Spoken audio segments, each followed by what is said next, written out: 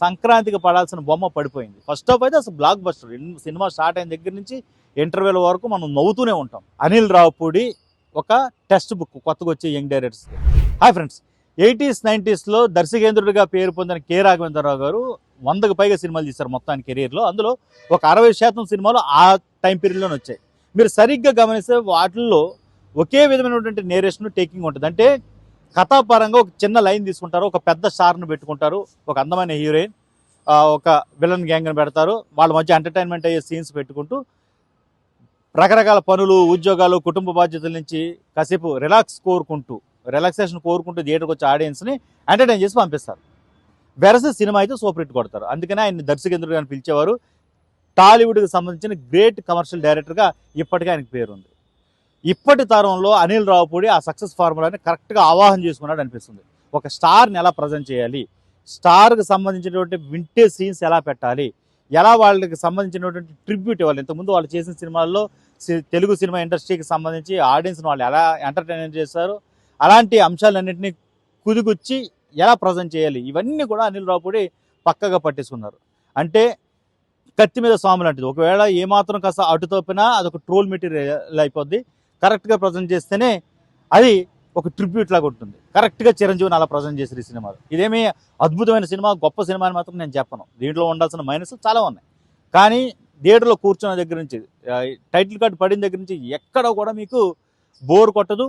అలాగే పాత చిరంజీవి, నిజంగా వింటేజ్ చిరంజీవి అని కరెక్ట్గా ప్రజెంట్ చేసిన విధానం కూడా అందరినీ ఆకట్టుకుంటుంది. చిరంజీవి రీఎంట్రీ ఇచ్చిన తర్వాత ఖైదీ నెంబర్ 150 అనేది ఓకే, అది రీఎంట్రీ మూవీగా అది ఎప్పుడు స్పెషల్. వివి వినాయక్ దాన్ని బాగా హ్యాండిల్ చేశారు. ఆ తర్వాత వచ్చిన సినిమాల్లో ఒక్క బాబీ మాత్రమే చిరంజీవిలోని మాస్ ఎంటర్టైనర్ని తెరపైకి తీసుకురాగలిగారు వాల్తేరు వీరయ్యతో. ఆ తర్వాత అనిల్ రావుపూడి మాత్రమే ఇప్పుడు కమర్షియల్ కామెడీ ఎంటర్టైన్మెంట్ యాంగిల్ ఏదైతే ఉంటుందో చిరంజీవి గారు దాన్ని పక్కగా దించేశారు.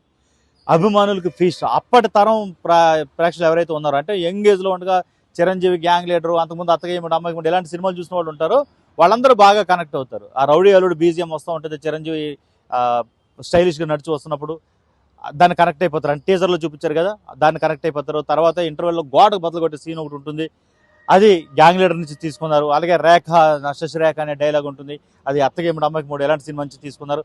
ఆ సినిమాలు చూసిన వాళ్ళు ఇమీడియట్గా కనెక్ట్ అయిపోతారు. ఇప్పటి తరం కూడా చిరంజీవిని ఇంత అందంగా అయితే ఇంతవరకు చూడలేదు, అంత బాగా ప్రజెంట్ చేశారు.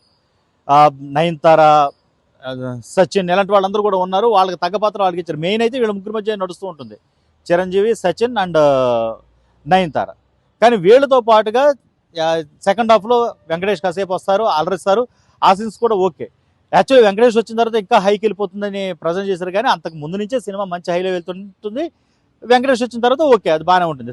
ఫస్ట్ హాఫ్తో చూస్తే సెకండ్ హాఫ్ కొంచెం తగ్గిందా అనే ఫీలింగ్ వస్తుంది. కానీ యాక్చువల్గా ఓవరాల్గా సినిమా అయితే మాత్రం బాగుంటుంది. ఫస్ట్ హాఫ్ అయితే అసలు బ్లాక్ బస్టర్. సినిమా స్టార్ట్ అయిన దగ్గర నుంచి ఇంటర్వెల్ వరకు మనం నవ్వుతూనే ఉంటాం.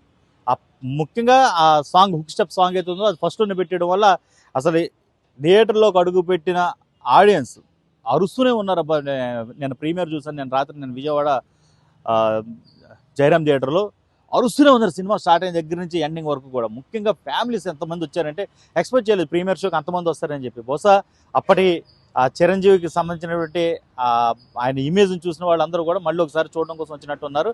వాళ్ళెవ్వరిని కూడా డిసప్పాయింట్ చేయలేదు. కథ గురించి నేనేం చెప్పట్లేదు, ఎందుకంటే కథ ఏం లేదు, చిన్న సింపుల్ లైన్ అంతే. కానీ ఎంజాయ్ చేస్తూనే ఉంటాం. సంక్రాంతికి పడాల్సిన బొమ్మ పడిపోయింది. వింటేజ్ చిరంజీవిని చూపిస్తామని నానా హంగామా చేసి ట్రోల్ మెటీరియల్గా మార్చేస్తున్నారు ఆయన సినిమాలను ఇటీవల వస్తున్న డైరెక్టర్లు. వాళ్ళందరికీ కూడా అనిల్ రావుపూడి డైరెక్షన్ అనేది ఈ సినిమాకి సంబంధించి ఒక టెక్స్ట్ బుక్. స్టార్స్ని ఎలా హ్యాండిల్ చేయాలి, అది వెంకటేష్ గారు కావచ్చు. వెంకటేష్ గారు వరుస ప్లాప్లు ఉన్న టైంలో తీసుకొచ్చి అరే ఆయన అయిపోయింది ఆయన కెరీర్ అనే టైంలో F2తో ఆయన ఎలా ప్రజెంట్ చేశారో మనం చూసాం. ఆ తర్వాత బాలకృష్ణ గారు సరికొత్తగా భగవంత్ కేసరితో ప్రజెంట్ చేశారు. ఇప్పుడు చిరంజీవి గారు వింటేజ్ హీరోల్ని, ఆ స్టార్ హీరోస్ని ఎంత అద్భుతంగా ప్రజెంట్ చేయొచ్చు, వాళ్ళు తెలుగు సినిమాకి చేసిన కంట్రిబ్యూషన్కి ఎలా ట్రిబ్యూట్ ఇవ్వచ్చు ఈ తరంలో, ఇవన్నీ కూడా అనిల్ రావుపూడిని చూసి నేర్చుకోవాలి.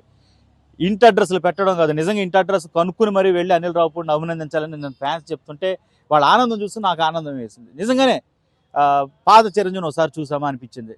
మళ్ళీ అలాగ ఆయన ప్రజెంట్ చేస్తారు తర్వాత వచ్చేవాళ్ళని కూడా చూస్తాం. ఎందుకంటే ఈ సినిమా సంక్రాంతికి పడాల్సిన బొమ్మ పడిపోయింది. ఈ సినిమాలో మైనస్ పాయింట్లు ఉన్నాయి ఖచ్చితంగా. కెమెరా వర్క్ ఇంకొంచెం బాగుండుంటే బాగుండు, మ్యూజిక్ ఇంకొంచెం బాగుండుంటే బాగుండు. అంటే థియేటర్లో ఎంజాయ్ చేస్తాం పాటలు, బట్ ఇంకొంచెం 4 కాలాలు గుర్తుపెట్టుకునే పాటలు కాదు. ఈ సినిమాలో ఉన్న పాటల కంటే కూడా ఇళయరాజు గారి పాట వస్తూ ఉంటుంది. నయనతార చిరంజీవి కలిసినప్పుడల్లా 'సుందరి' అనే పాట వస్తూ ఉంటుంది దళపతిలోది. అది 3-4 సార్లు రిపీట్ అవుతుంది. అది ఎక్కువ గుర్తుంటుంది మనకి. సో ఆ టైప్ మ్యూజికల్ హిట్స్ ఈ మధ్య కనిపించట్లేదు. దానికి శంకర్ వరప్రసాద్ కూడా అతీతం కాదు. కానీ చక్కగా చూడండి, ఫస్ట్ హాఫ్లో ఆ పిల్లలతో ఒక ఎమోషనల్ సీన్ ఉంటుంది. అక్కడే కూడా ఎంటర్టైన్ అయ్యే సీన్స్ చాలా ఉన్నాయి. కానీ సంక్రాంతికి వస్తున్న సినిమాలో అప్పట్లో సెన్సేషన్గా మారిన బుల్లిరాజు క్యారెక్టర్ ఇందులో కూడా ఉంటుంది. ఫస్ట్ హాఫ్లో కూడా ఆ క్యారెక్టర్ అద్భుతంగా పేరింది, ఆ సీన్స్ అనేవి కూడా.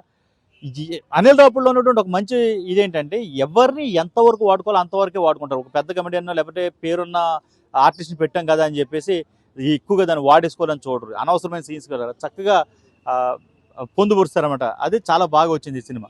ఖచ్చితంగా పెద్ద హిట్ అయితే కొట్టేశారు.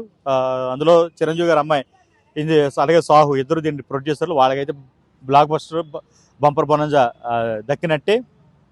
ఖచ్చితంగా సినిమాని ఎంజాయ్ చేయొచ్చు. సినిమాలో మైనస్ పాయింట్లు చాలానే ఉన్నాయి. చాలా సింపుల్గా ఒక్కొక్కసారి ఏంటి అంత పెద్ద ఇంటెలిజెన్స్ ఆఫీసర్ ఎలా చేస్తున్నారనే డౌట్ వస్తుంటుంది. కానీ లాజిక్ ఏం పెట్టుకోకుండా సరదాగా చూసేయచ్చు.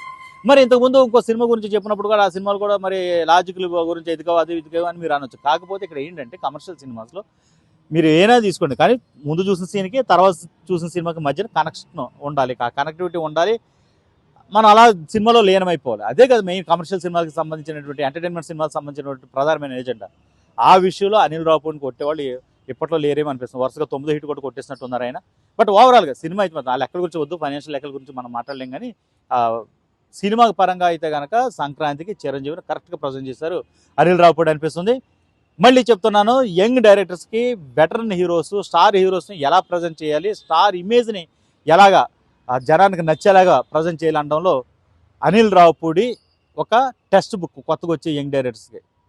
ముందు అంటే ఇంకొక విషయం కూడా చెప్తున్నాను, చిరంజీవి గారు ఈ మధ్య స్టేజ్ మీద కనిపిస్తే చాలు, చిరంజీవి గారు ఎదురుగా ఉంటే చాలు, చిరంజీవి గారిని విపరీతంగా పొగిడేసి విపరీతంగా భజన చేస్తున్నటువంటి డైరెక్టర్స్ అది మానుకుని సినిమాల మీద దృష్టి పెడితే సరైన సినిమాలు వస్తాయి. దానికి శంకర్ వరప్రసాద్ బెస్ట్ ఎగ్జాంపుల్. మీరు సరిగ్గా గమనించండి, అనిల్ రావుపూడి ఏ ఇంటర్వ్యూలో కూడా నేను చిరంజీవి అభిమాని, నేను బాలకృష్ణ అభిమాని ఇలాంటి మాటలు చెప్పరు ఆయన. నేను ఎవరితో సినిమా చేస్తాను వాళ్ళ అభిమాని అవుతానంటారు. రెండోది, చిన్నప్పటి నుంచి వాళ్ళ సినిమాలు చూసుకుంటూ వచ్చానని చెప్తారు తప్ప నేను ఫలానా హీరోకి పెద్ద అభిమాని, మీరే నా ఇన్స్పిరేషన్, ఇలాంటి డైలాగులు అయితే ఎక్కువగా ఆయన చెప్పరు ఎక్కడ. అదంతా సినిమాలో మనకు కనిపిస్తుంది. ఇది డైరెక్టర్లు నేర్చుకోవాల్సింది. మరిన్ని అప్డేట్స్ కోసం చూస్తున్నానండి ఏబీపీ దేశం.